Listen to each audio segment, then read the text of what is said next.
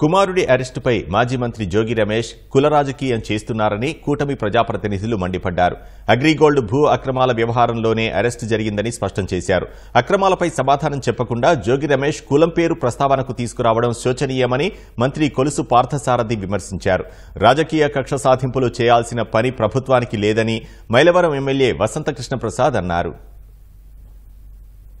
జోగి రమేష్ గారి కుమారుణ్ణి అగ్రిగోల్డ్ భూ వ్యవహారంలో అరెస్ట్ చేయడం జరిగింది.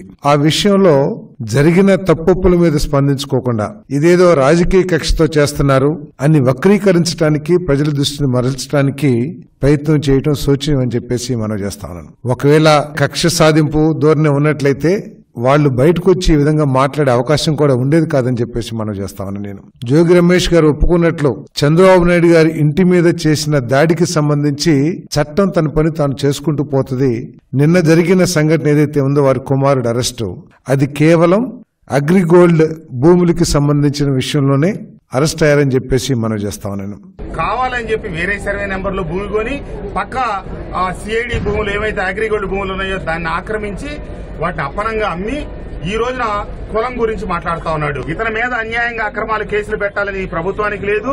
అతను చేసిన తప్పులు ఈ జిల్లాలో తెలియని వాడు లేరు. గుణం కలిగినోడెవడు కులం గురించి మాట్లాడు. నువ్వు అధర్మాన్ని పాల్పడ్డావు, తప్పులు చేశావు కాబట్టి నువ్వు శిక్ష అనుభవించక తప్పదు నాయనా.